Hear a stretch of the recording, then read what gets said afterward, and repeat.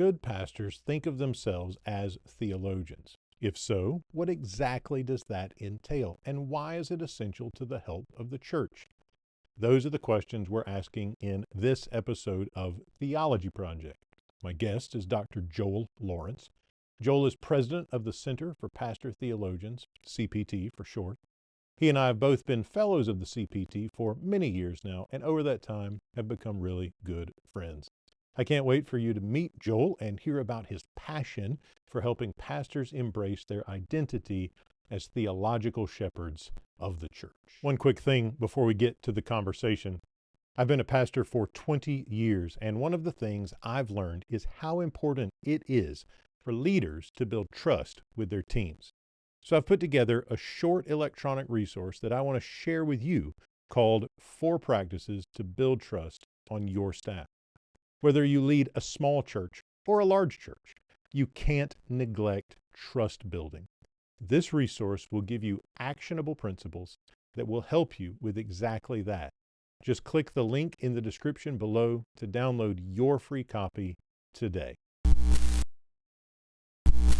Why are pastors the de facto theological leaders of the church? I think my first response is because if pastors aren't, nobody is. I mean, in one sense, just kind of bare bones.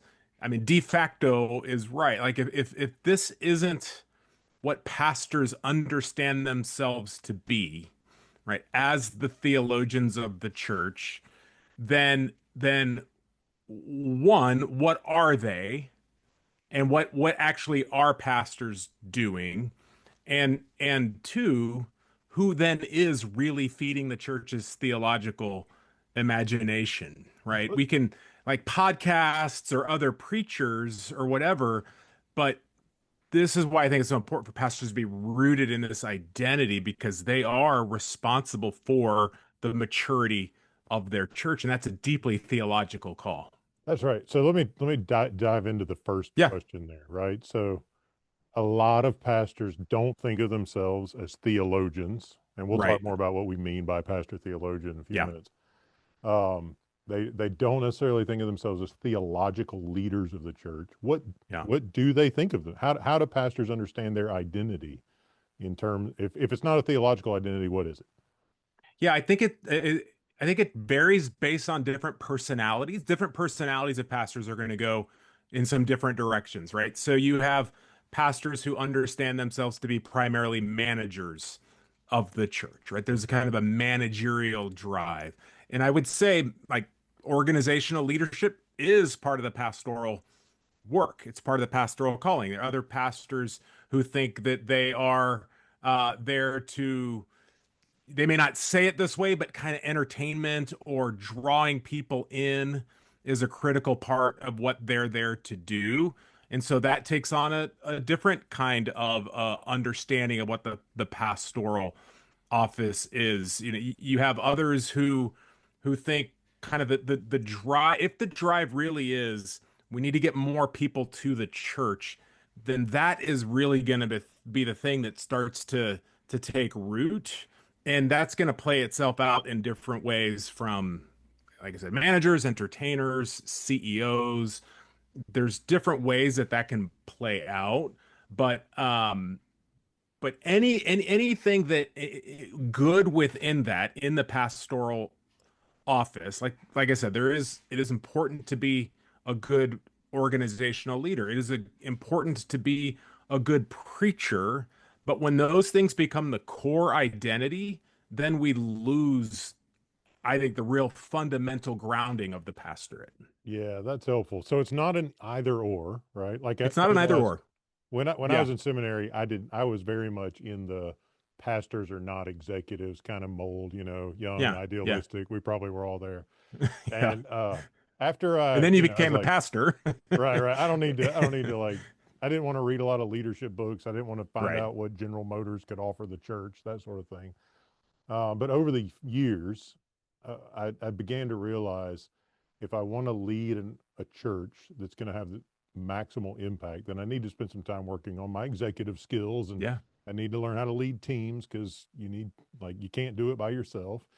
But that's not mutually exclusive with the theological identity of the pastor. No, no. And I think the problem is when those other things come to the center Yeah. and that becomes the core of the pastoral identity, or even just the core of the pastoral vocation, where I think a lot of what we have felt is this tension between, okay, I do need to do those things, but overly identifying myself as CEO, leader of teams, leader of organization, that takes me away from the core rooting.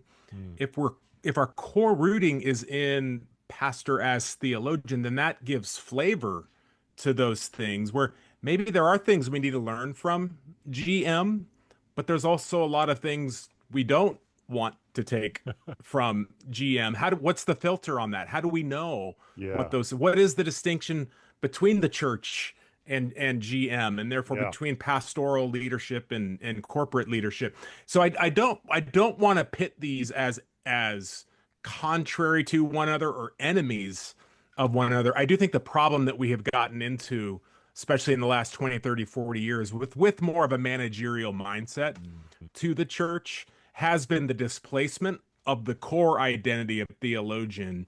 And then these other things have come in, and what those have done is then led to a certain vision of what the church ought to be and what church success is. And you kind of get into this, this negatively reinforcing challenge of, if the church is more of a corporate structure, then success is bottom line kind of things. And then the church that is operating that way needs a certain kind of a pastor who can be more of a manager. And now we're in kind of this doom loop of a corporate church with corporate leadership, that takes the pastors and the church away from core identity. Yeah, that's super helpful. So when I find myself, or when I talk about the pastor theologian as a vocation a lot, and Yeah, sometimes that really resonates with people. Sometimes I get pushback, and sometimes I get confusion. yeah. So let's clarify before we go any further. When we say pastor theologian, what does Yeah. that mean? So yeah, I get the same reactions that you've gotten, probably confusion, more than any other, especially if I'm talking with people who aren't pastors, kind of people who have their own particular vision of what a pastor is, and then they also have a particular vision of what theology is. And a lot of times it's like, I don't want my pastor to be a theologian, because the vision of a theologian is detached, um, kind of just wants to hide away from people in order to read books and sit in their study. And people don't want their pastors to be detached, right? People want their pastors to be engaged in their lives, of course. And so the clarity I think is important, and we make this a lot at the CPT, right, is when we say theology, we don't mean academic theology, right? And again, I'm not against academic theology. You and I both, many of our fellows, we think pastors need education, and academic institutions can do that in a particular way that's vital and important. But theology in the academy operates according to its own methods, its own criteria. It's asking questions that the academy is asking, and therefore coming up with answers that the academy is looking to answer. Um, that's not what we're talking about. We're not talking about doing academic theology. What we talk about at the CPT is ecclesial theology, which is theology that's from the church, theology that's rooted in the church's questions, theology that's rooted in the church's methodologies. What are those methodologies? Those methodologies are prayer, right? I mean, prayer is vital to the life of theology. If theology is at the highest level, knowing God, that means it's a relational endeavor. It's not a detached, just kind of a secondary, sitting from the outside objective, trying to come up with answers about God. It's about deepening in fellowship with God. Prayer is vital to that. Study of the word is vital to that. Preaching is vital to that. Discipleship is vital to that. So when we talk about theology, it's far broader than reading theology books or even or writing theology books. Yeah, That's one part of it, but it's this more encompassing the church's life with God. And the pastor, as theologian, has a particular vocation of shepherding that life with God that demands that we are in vital relationship with God ourselves, and therefore calling people into that deepening vital relationship with God, which may mean encouraging people in our congregations to read theology books. Um, but it's not just that. And so I think that's a key part of it is just redefining theology for people. It's not this detached, it's purely intellectual exercise. Theology at its most foundational is deepening in our knowledge of God, which is a yeah, relational, worshipful, reflective relationship. And pastors have a very particular calling to shepherd that life. that's helpful. So, hey, real quick, I want to say thanks to everyone watching. Here at Theology Project, I'm committed to providing resources that will bring the Bible to life and equip you for faithfulness. I really appreciate that so many of you have already subscribed, and I wanted to offer this personal invitation to those of you who are new to Theology Project to go ahead and subscribe today. I promise this content represents my best effort to help you understand Scripture and grow in your faith.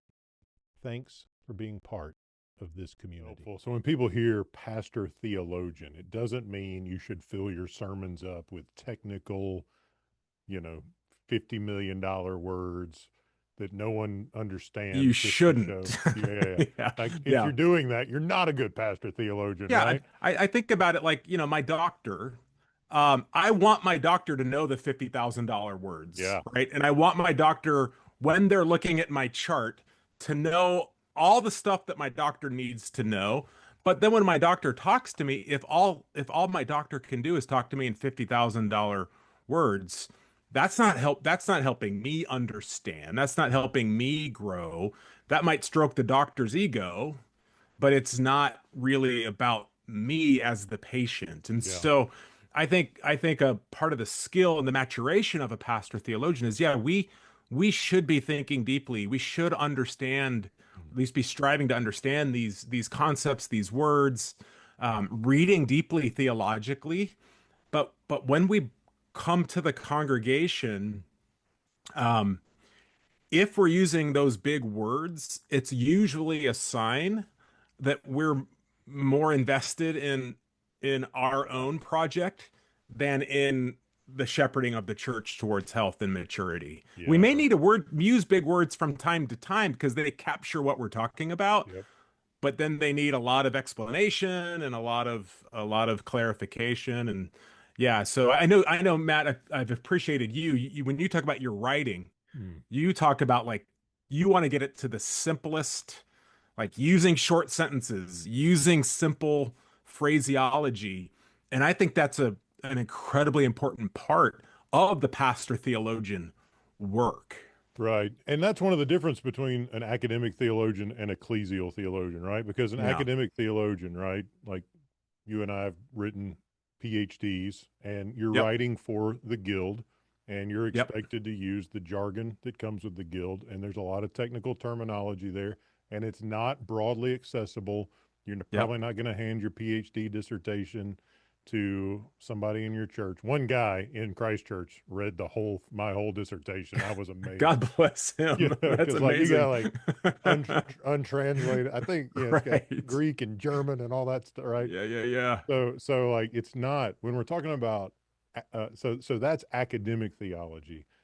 Theology but from pastors for the church, and a lot of times I'll talk about theological shepherding, Hmm. right? We want it's not just can I write a piece of complicated theology, it's Right. can I write a piece of faithful, serious Yes. theology Yes. clearly enough for a non-specialist to be shepherded in their walk with God. Yeah, and like just in kind of, communication theory, Hmm. um, if you can't explain something simply, then you've not mastered That's the right. concept, right? Yep. If you have to rely upon complex things, either it's because you're showing off, oftentimes, or because you haven't gotten the work done yet Yeah.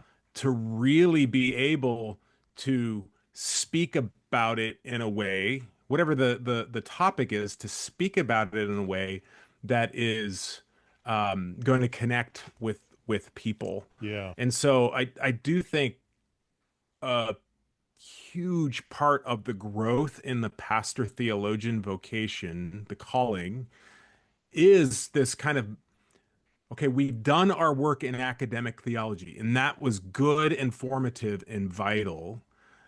But if you can't move from there into the life of the church and really be embedded in the life of the church, and then communicate deep concepts, scholarly ideas. Like when we're talking about thinking about God, there are big ideas that come with Yeah. that. So we're not talking about not communicating big ideas, big concepts, really deeply thoughtful things.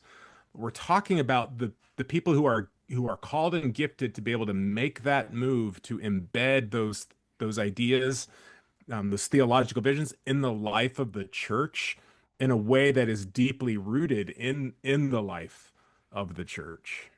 Yeah. Right. And if our God, like God, it like he being infinite in glory and wisdom, finite creatures shouldn't expect to just figure that out really No, easily and no, quickly. Right. no, Right. right. You're going the life of like loving God with all our mind Yeah, will entail decades and decades of thoughtful, absolutely. prayerful reflection on God's revelation, his purposes for his church, for the world.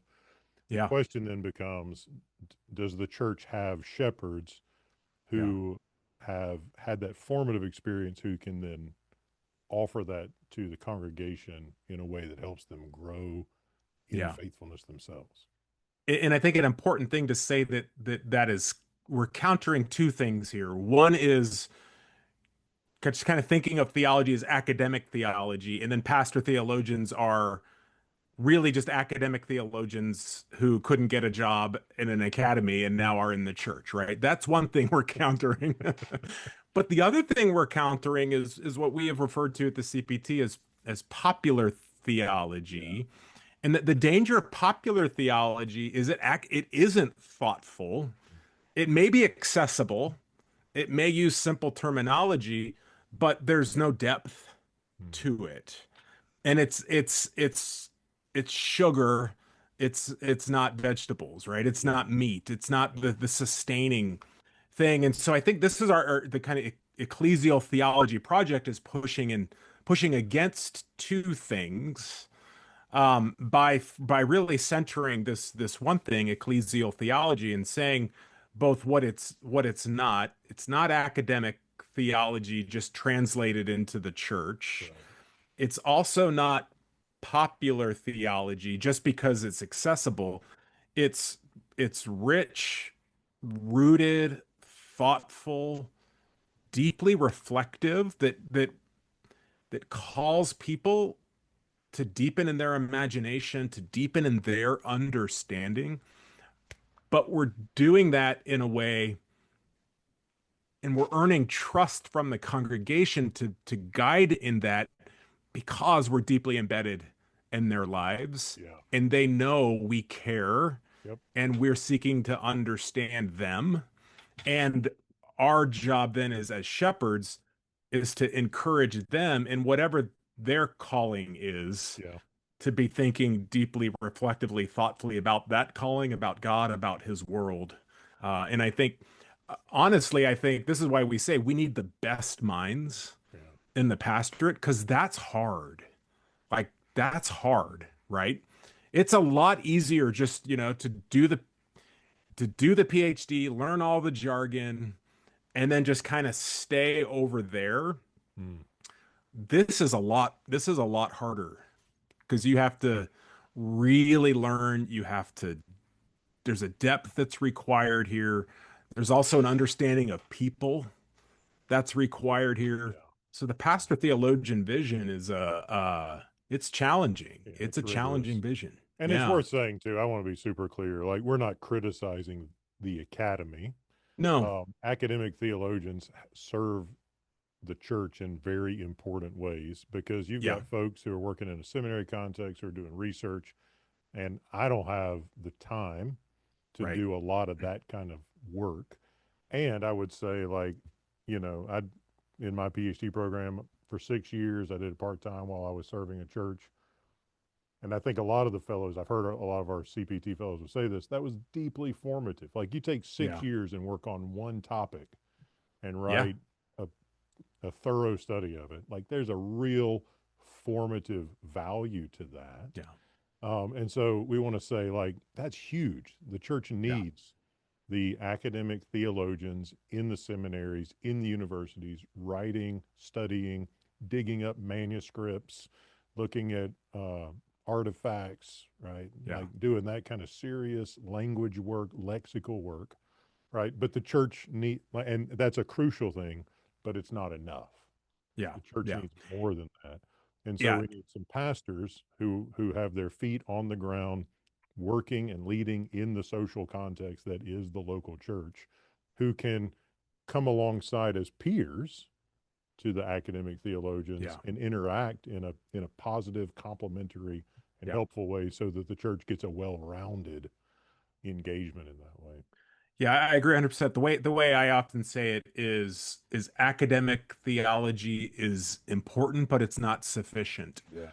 It's not sufficient to form the church's theological identity. It's not sufficient to form the church's theological imagination because of the nature of it, which I agree 100%. I've taught in seminaries. I currently teach in seminaries. I've been deeply, deeply blessed by academic theology.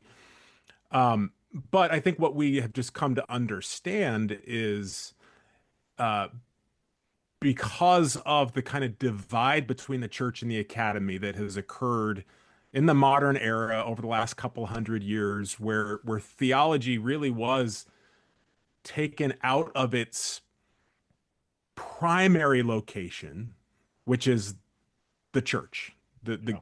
the gathering of the people of God. It was taken out of that place and put into the academy. It then took on this very particular form of academic theology. The problem is, even with our best minds doing it, if we view the pastor's role as just kind of taking academic theology and translating it back into the church, Yeah. we're missing the vital character of the church as a theological community that in and of Yeah. itself is the proper place, the primary place for theological reflection. So when I teach in seminary, I say to my students, it is fantastic that we have these next 16 weeks to think about theology. But what we're doing here is the church is out on the front lines.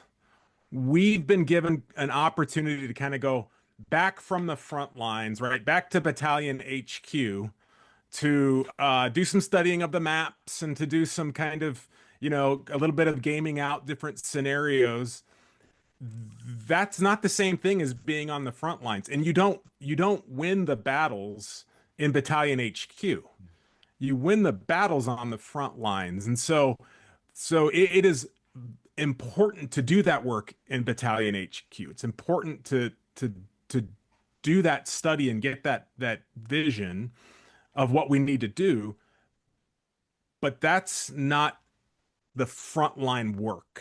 Yeah. And I think what ecclesial theology is, as I see it, is it is the frontline work, and then academic theology serves that when it's rightly done, it serves that, but it's not sufficient. Yeah. That's good. That's really helpful. And I want to say, like, academic theology also serves the church by providing a level of rigor that we wouldn't have Yeah, otherwise in yeah, many ways, right? The yeah, academic guild requires a certain level, like the peer review process, those kinds of yeah, things. yeah, make us operate at a certain level. Like I was telling somebody recently, most of what I write is for the church. Occasionally, I do though write some academic things just to keep the skills sharp and Hmm. make sure that I can still operate at the level I want to operate at. And so when students go to seminary or when I'm in teaching a seminary class, like I want my pastoral candidates operating intellectually at a serious level. Yes. Yeah. And Yeah. that's good and that's formative, but Yeah. I don't want them to get locked up in the seminary bubble. I want them to be able to take that rigor and communicate it clearly in the Yeah. context of the Yeah. church. Yeah. I mean, we want rigor in Battalion Yeah. HQ, right? We want them thinking really hard Yeah. about what's going on. But if it's just there and it becomes kind of theoretical, well, we could do this or we could do that, or what about this or what about that? But it's not actually then going back out and the people there aren't being formed to be on the front lines. That's where the disconnect happens that I think we need that we're concerned about. So I don't want anything, I agree with you 100%. I don't want anything of what I say to be, I'm not contrary academic theology. Yeah. I'm concerned with, and some of our project is concerned with the way that academic theology has become the total Mm. theological context, or the cat, like if people envision a theologian in their minds, they think of someone at a university doing research Yeah. or in a seminary preparing lectures. That is problematic. I want, when people in our churches think theologian, the first person that comes to mind is their pastor, right? Who's been to seminary and who's continuing to think richly, but the identity is so prevalent that they recognize this person is the theologian of our Yeah. congregation, and they have a particular role to shepherd that.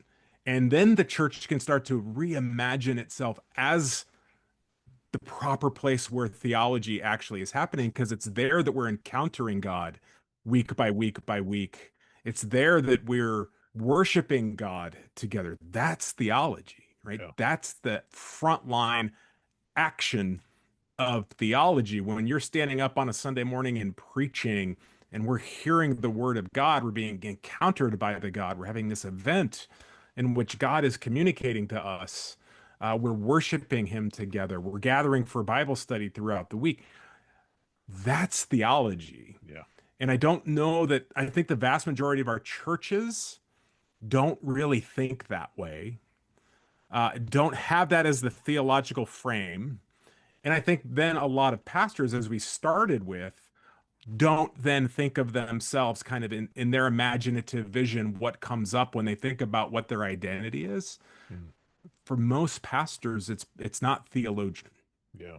Yeah. And that's what we're wanting to really commend and then form pastors in that identity, in that vocation, and therefore also form churches in that identity. And so in the ecclesial theological vocation.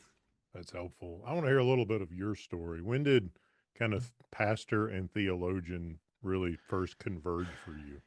Yeah, I mean it's one of those things where I look back and think it was there before I knew it, you know?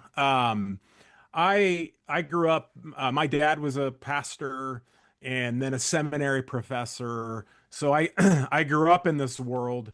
My dad tells the story of, I was probably, I don't know, maybe like 12 years old, something like that. He was in his study preparing a sermon and he had his Greek text open, and I walked in and I said, I would never want to do what you do. I would never want to study Greek, right? It just, something about it was, I was just completely not interested. Um, but then over time, and like kind of through university, as I started to really get serious about my faith, um, I it's a longer story to kind of go into my whole faith journey, but just to say, I often put it, faith didn't come easily to me. And when I did kind of really connect with my faith later in university, it prompted a journey. I didn't have this language at the time, but kind of faith-seeking understanding. Yeah. Like, okay, I believed in God, but I don't understand. And like there's this drive in me to really understand who this God is. And so my whole all throughout my theological studies, it wasn't, I mean, I was in an academic programs, but there really was kind of a deeper drive of knowing God, where I always perceived theology has to be deeply connected to the life, my own personal life, the life of the community. In seminary, I got, just kind of had a lot of questions about the church and the way that we were being taught about pastoral leadership and things there were some good things about it, but it just didn't feel like it was connecting into the depths of what I was thinking about. Um, of trying in my own kind of unformed mind at that time to start putting things together that were not being put together for me.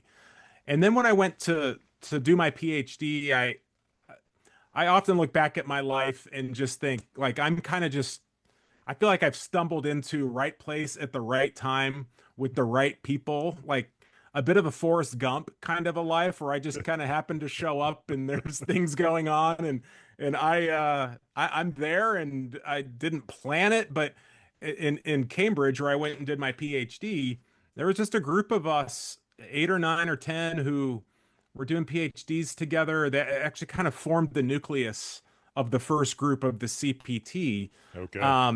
And we were just having conversations about that weren't just kind of academic theoretical conversations. It was a deep concern about the church and challenges with the American church and the American pastorate. And so that I think it was at that point that it really started to come together for me that there's a vocation here that the American church doesn't prize, Okay. that there's kind of there's something going on where there's a community of people who are thinking about these things that I had been thinking about, and we kind of came together and had a number of years where we were having these conversations together. Yeah, that's beautiful. So you're now the second president of the Center for Pastor Theologians, CPT. Yeah. But the explain kind of how the fellowships emerged. Was it that group of students kind of hanging out at Yeah. Cambridge that became how So, to get started? so yeah, the origin story. I won't go into all the depths, but basically, so our two co-founders, Todd Wilson, Gerald Stan. Um, Gerald had been thinking about some of these things through his seminary experience with Doug Sweeney, who's down there in Birmingham Doug takes at all the Beeson, credit for the launch of the CPT. I'm going to as tell he you. should. He was a That's vital right. part of it. He He was talking he about got the whole thing going. well, he was talking about Jonathan Edwards and Pastor Theologian, and Gerald was in that class, and so that starts Gerald's wheels kind of spinning, Yeah. and then Gerald got connected to Todd after Todd Wilson, who was one of the people in Cambridge with me. Yeah. So after Todd moved back to Chicago, the two of them got together, and out of that was the first group. And I mean, in my recollection of it was Todd just kind of sent out an email to some friends who a core of us were in Cambridge and then some others as well who he knew were interested in this, and it was just kind of a hey, let's all get together in Chicago. And we really had no idea what we were doing. We Yeah. kind of came and we all had papers that we were presenting, and that was the beginning of it, and it's kind of grown from there, and we've I think learned a lot. I mean, we've learned a lot over the years, and it's been fun to be a part of it and see it grow. Yeah, that's good. So we started with a couple of just gatherings. We call them Yeah, fellowships. yeah, And I think yeah. early on, I got involved in 2015, I think. I I don't was I know. was I was trying to think back when Yeah, yeah, it's because your been right group at 10 years now. about 10 years now. Yeah, And I think it was the third fellowship. So you had kind of the yeah, two original ones maybe, and yeah, then we were the third. And it was really very much just sort of a, oh wow, I found my people kind of thing, yeah, right? yeah, And I remember thinking in seminary, like like I want to be a pastor, but I want to do like we need pastors who can lead theologically. And you Yeah. got people out there. There's a few like John Piper was kind of doing it. Hmm. Obviously I'm in a very different tradition and would like Right. while there's some things I appreciate about Piper, would want to articulate a lot of Yep. things kind of differently. Yep. And but I didn't see anybody in my tradition that had that model of kind of theological leadership, Yeah. or just in as a prominent kind of vocation in evangelicalism broadly, right? Yeah. Maybe you Yeah. could point to one or two handful of folks, and no one. I mean, I finished seminary in 2009. No one. The term pastor theologian wasn't a thing, Yeah. No. and so I frequently, you probably got this some too, when I decided to do a PhD in the academy and in the church, people would ask me, so you're going to preach or teach? And it was Right. confused. They were confused Right. because like the idea of a pastor doing a PhD to be a better pastor seemed like a just counterintuitive. Didn't make sense. Yeah, it Yeah. didn't make sense. And so I think we've come a long way in that Yeah. now pastor theologian is not an unusual word Yeah. in evangelicalism. We've got here in Birmingham, Beeson's got a PhD for pastors. You may not know about this. United Theological Seminary in Dayton, Ohio, has a THD, and it's geared to help pastors lead the church theologically. Hmm. Hmm. A friend That's of mine great. from Yeah. seminary, a guy named Justice Hunter, leads that, and I know some folks here in our annual conference. One guy who's enrolled in that program. Yeah. Great. So Great. like you've Yeah. got a lot more. Like Yeah. there was no PhD in ecclesial theology when we were in going through No, this. there wasn't. And No. so the fact that we've gone from just a few folks saying, wow, we really need this, to it's a thing now, I Yeah. think says a lot to the leadership of the Center for Pastor Theologians and that kind of advocacy. And it seems to have resonated with something that a lot of pastors experience, but didn't know Yeah. intuitively, but didn't know how to articulate. Yeah. I think, as I kind of think about it, and you think about, within the divine providence as God raises up things, and it does feel like the CPT is kind of positioned for the moment. Mm. And we're not the only ones, but certainly we've been pretty prominent in kind of commending this vision and encouraging this vision, and recapturing this category as not just a viable category, but the best category by which to think about what it means to be a pastor. I think a couple things have happened. One is academic jobs are drying up. Mm. And so people who it used to be, you come to a fork in the road and it was like, okay, if I'm inclined this way, I'm a thoughtful person, but I also have some pastoral instincts. The fork in the road was, do I go into the academy or do I go to the church? That fork doesn't really exist so much anymore because academic jobs are just fewer and farther between, and academic institutions are struggling. We continue to see academic seminaries really struggling, and so that kind Closing of even. closing. Yeah, Yeah. yeah. So that fork isn't the same as it was even back when we were in our earlier days. So there's that piece. I think the other piece is just with the churn of society, Mm. right? And the fracturing of the world that we're living in. And we could go through the list of COVID and of politics and et cetera, et cetera, et cetera. Um, I think pastors have just come to realize, man, what worked, what quote unquote worked in the 80s, 90s, early 2000s to kind of build a church, that's not working anymore. Mm. That's not the thing that's going to carry us. And so then what's encouraging is, I think what I'm seeing is a lot of pastors who aren't just thinking, okay, those techniques aren't working. So now what's the new next technique? Now, Oh. there is some of that, and we need to be careful of that. But I think what actually has happened is it's not just that our techniques aren't working, it's that the model that we have inherited of both the pastorate and in many ways of the church, um, that's not working. It's not just a matter of, hey, we need to tweak the form. We need to do this music a little bit better. We need to do this video presentation. If we get the LED screen behind us now, we'll get a whole bunch of people in. I just think a lot of people are saying, hey, you know what? We can use some of those things, but that's not what it's about.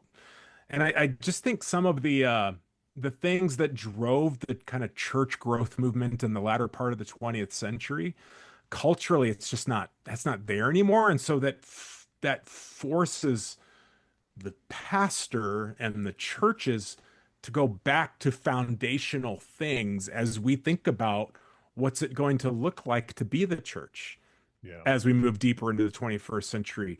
What's it going to mean to be a pastor in that context as we go deeper into the 21st century? And that's what I'm encouraged about is I see people who are really just kind of done with the whole let's find the right technique to make church work to no, this is much deeper than Yeah. that. And we got to relearn a ton of things Yeah. about what it means to be the church and what it means to be a pastor.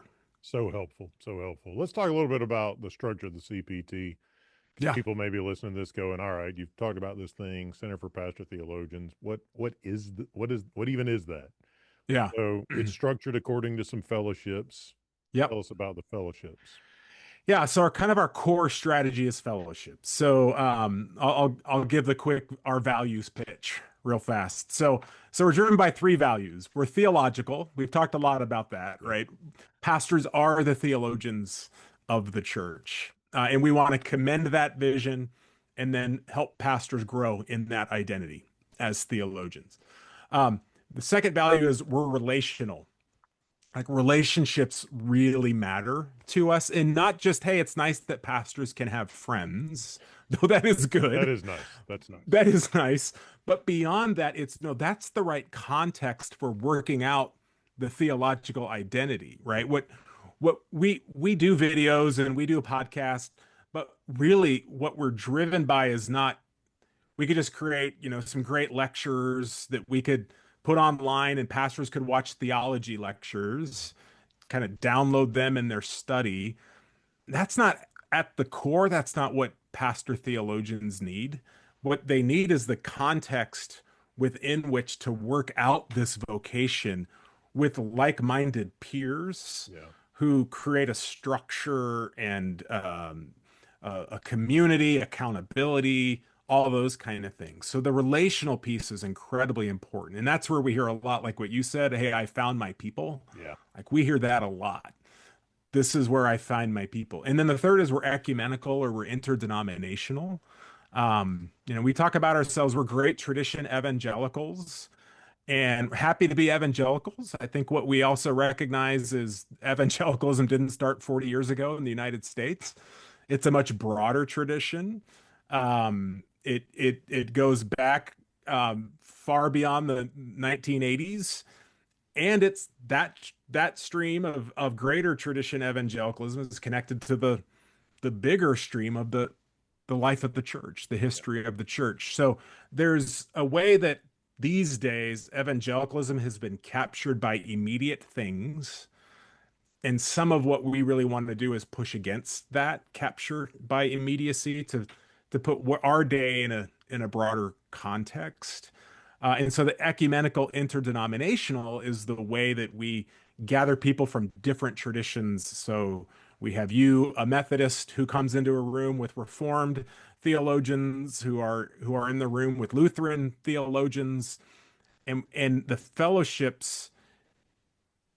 If you got 15, 20, 25 people around a table with all the sharing those values, some really different kinds of conversations kick up than in any other location that I've been a part of. And we hear that a lot from people is I don't find the conversations that we're having here anywhere else. So that's why the fellowship is our core strategy. And we then have multiple kind of layers of those in different ways that we organize those, but the drive really is a community of pastors who are from great tradition, across great tradition evangelicalism, deeply relational, all together pointing towards this pastor theologian identity as the drive. Yeah. I'll say a little bit about the value of the fellowships has been really, Yeah. really lovely. Just in terms of like as a Wesleyan Methodist pastor theologian to step into a room a couple times a year with really, really sharp people who have worked really hard, done some advanced research. They're preaching, they live in the life of the church, but they're Baptist or they're Reformed or they're Anglican or they're, like you said, Lutheran. Yeah. And what's really neat is um like it's very easy, especially out in kind of the broad evangelical world, for people from different traditions to come into conflict, Yeah. Right. right? Right. And so it's the Arminians and the Calvinists, right? And I get that. Yeah. I've debated Calvinists, all that. But it's really been helpful to me in very serious ways to step into the room and be able to like have a really rigorous discussion about our disagreements without it Yeah. deteriorating into conflict, Yeah. Yeah. right? Yeah. And that's been really good for me. Yeah. We had a guest at a fellowship a couple of months ago, retired professor, philosophy professor, and he was in the room for a couple of days with us. And afterwards, I had lunch with him, just kind of hear what he experienced, right? And his reflection was, he said, This in these conversations, like I've not seen elsewhere, especially today, you guys are getting to the core, right? And the problem is today we're so geared toward being on the periphery. And if you're just at the periphery, then that's where the conflicts and the fights take place. But if you're at the core, now you can go to those conversations. Like there are significant differences between an Arminian and a Reformed person. Those we don't take those lightly. We don't say, hey, if you come into the room, you have to check your convictions at the door. No, you bring your convictions into the room, but we're centered on something deeper. We're at the core, and that core is kind of where, is it fission or fusion, whichever the one that's the energy creating one Yeah. is. That's where that takes place, and then that puts off energy, but it's a productive energy, not a Yeah. destructive energy. And I think that's what we see is we're able to have energetic conversations, Hmm. but they're productive energetic. They're not Yeah. destructive energetic. Yeah. Yeah. It's very different, like stepping into these fellowships from, if you are on social media and you just see how it can deteriorate so Yeah. fast. Yeah. So, Yeah. so to help people understand, well, these gatherings we've been talking about Yeah. are ecclesial theologian fellowships, right? Well, we've Yep. got Yep. 120 or so Yeah, ecclesial somewhere in that range. Yeah, 110, fellows. We've just Yeah. launching a new one this fall. We've got Yeah. almost 25 new folks coming in. Yep. Yep. And Yep. and and I want and so we're going through a bit of a shift. In the past, it's Yep. been about I think 6 or 7 We've fellowships had that. 6 fellowships. Yep. Yeah. And Yep. so 15, 20 pastor theologians who would meet at different times in the year, read Yep. some papers, eat some pizza, do the fellowship thing, work on some projects. But we're shifting into what Yeah. is more like a curriculum. Yeah. I've been describing it as a pastor theologian postdoc to people. Yeah, and that's how we've been thinking about it in a lot of ways. So, Tell us yeah, about this that new shift. group, this new group that we have coming in. So, we're still keeping some of the folks who've been around for a while. We're combining some groups into what we're calling senior fellows. So, these are folks who've been with the CPT, most of them 10 plus years, bringing them together into a group, which is allowing us to relaunch these pastor theologian fellowship groups. And yeah, we're doing this for the first time. There's a 6 year process Mhm. to it, and each year kind of has a theme. And we're still doing the deep theological reflection and reading, but we're doing more. We're getting more intentional about this identity project, Yeah, which that's I think is crystallized in the last few years for us. Is really this is an identity project. It's yeah, not a. It's not at its foundation a production, i.e., producing books or writing project. It's an identity project out of which comes writing and preaching and leading and shepherding the church.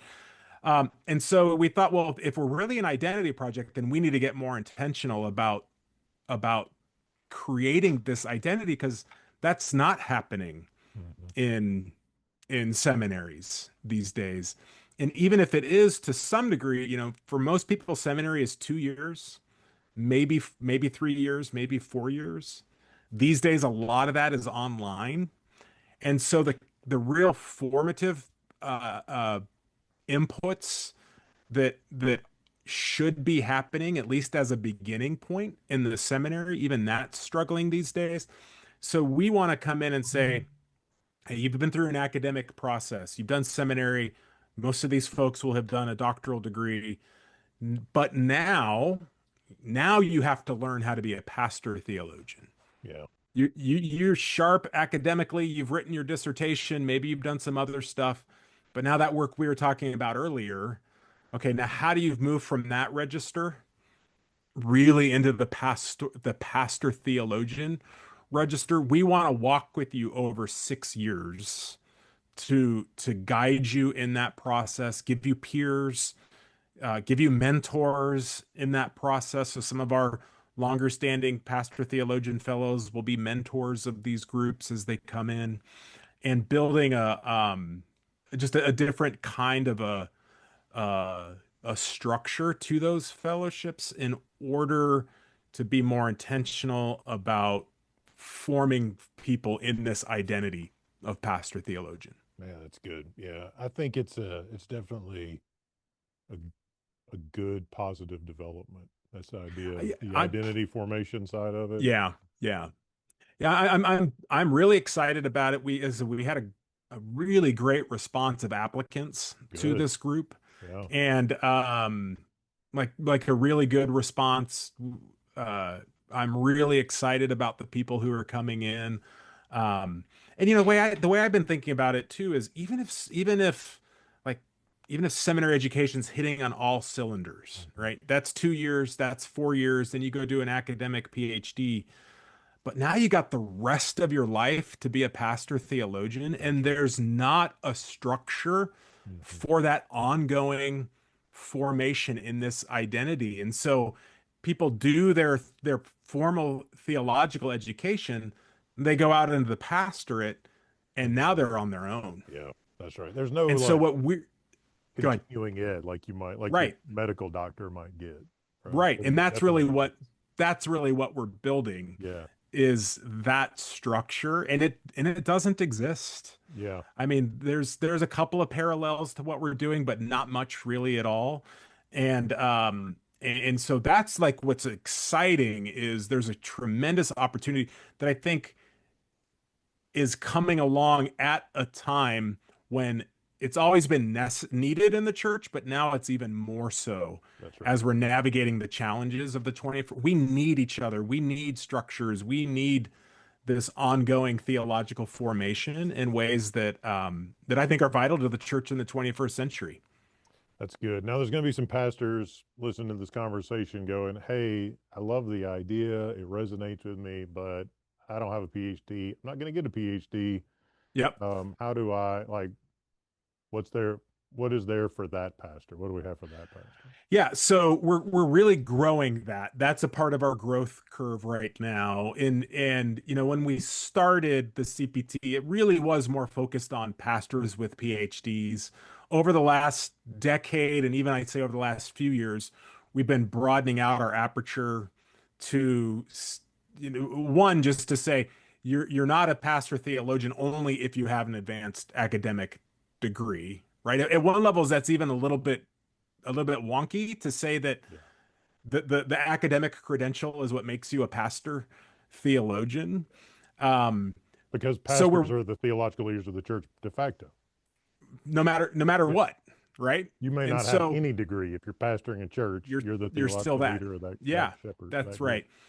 And so what we're wanting to do is really build our what we call local cohorts. We're building that out. I know you're involved in one of those. I haven't done the I'm in. local. I work with Oh, two you of the haven't. student You've done ones. this Yeah, yeah, right. yeah. Okay, that's right. Yep. That's right. The one thing you haven't done Yeah, for the I think it CPT, is the one you've thing pretty I much haven't done done. everything else, right?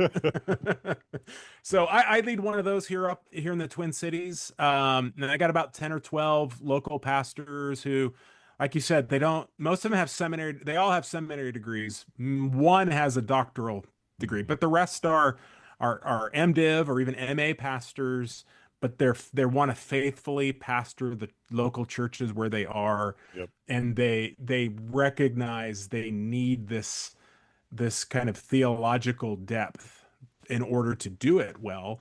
And so we're expanding that out. So if people are interested, they can go to our website, pastortheologians.com. They can connect with us. We can see if we have a local cohort somewhere in the area. Yep. Encourage people to listen to our podcast. That's another way just to kind of hear more about what we're about. And then, of course, we have our conference that's every October, and Yeah, love to have people let's come. talk That's about a the great conference. way. This is Yeah, yeah, the 10th annual CPT conference, right? it is. Yeah, it is. And so yeah, have kind of approached the conference in some different ways. We talk about pastor theologians pastoring in a complex world, and so we've done some complex world kinds of things. But what we're coming back to kind of home base in October. The conference is Good Shepherds, Pastoral Identity and the Future of the Church. So a lot of what we've been talking about today, kind of 10 years on of our conferences, almost 20 years on as an organization. Uh, where are we? What are we? What have we learned? Where are we going? To really have a conversation together around what it is to be a pastor theologian now, and as we look to the next season of the life of the CPT, but the life of the church more broadly. And so that's a great way to get connected to the community, is to come and to is Oak Park, Illinois, just west of Chicago, cptconference.com.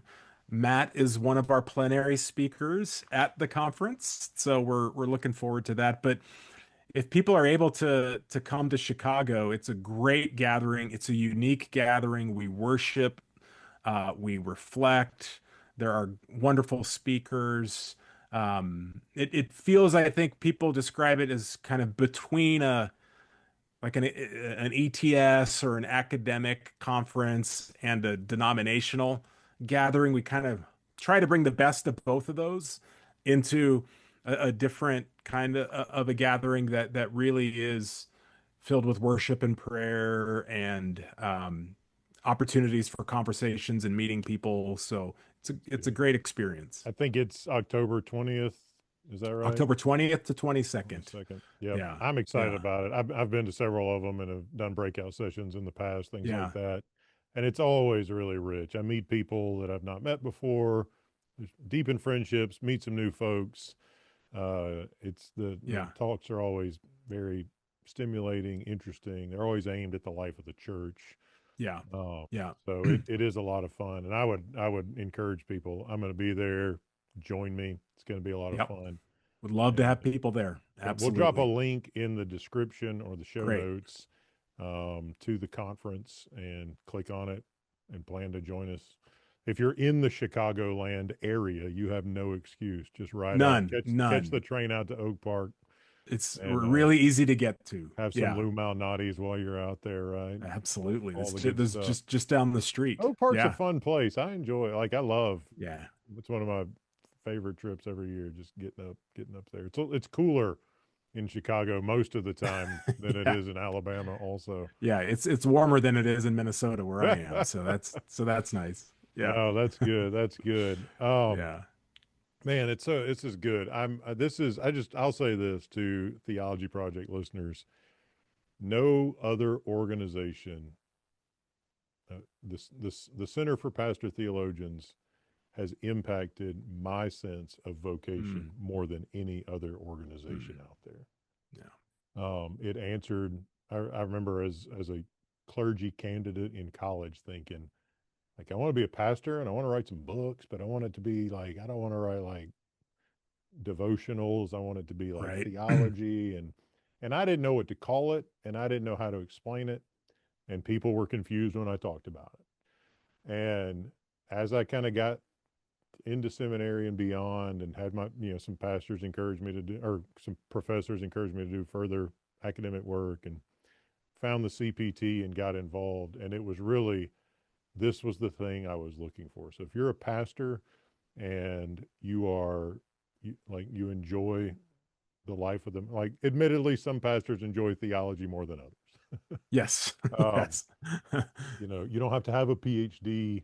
No, You don't have to have a book contract. Like those are no, not the things that make pastors into theologians. The no. fact that you are a pastor means you're a theological leader of the people the Lord Jesus Christ has entrusted to your care.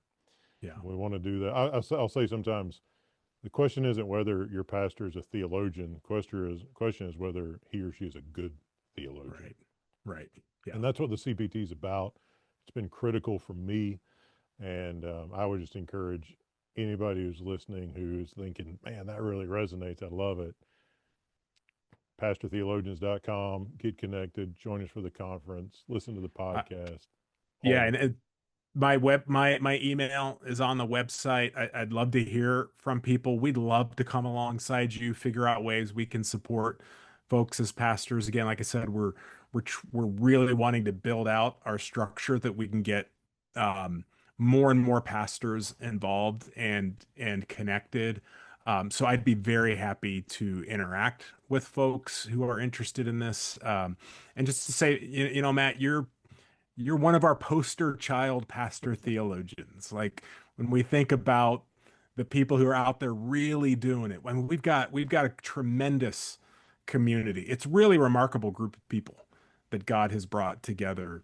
But I will say I often point to you when people ask me about who's out there really doing what you guys are doing. well, that's It's better. it's it's your preaching, it's your writing, it's your shepherding, it's your leadership in your denomination. Like you're really you make it an easier sell because we can point to people who are really living it out. Well, So we're grateful for you. the CBT's been a huge part of that formative experience for me. And Christchurch Birmingham people, um, Joel will be with us in October preaching, Yeah. Looking forward to that. early October. So plan to meet him after Yeah. service in the lobby or something, and just get to know I've Joel got a little bit. it's crazy. I've got something like 4 trips to Birmingham between October and like April Well, I think 25, 26. and So that's good stuff, man. yeah. Like So I'll Birmingham, be in there a many lot. ways, is kind of becoming what feels like a southern hub for the CPT. It is. Yeah, it is. We got a Um, great community of people there. yeah, a And couple of Beeson fellows Divinity here. School has Yep. been very much a part of what we're doing. So, Yeah. yeah, it's I'm looking forward to my time there with you guys, with your church, and being in Birmingham is always a good time.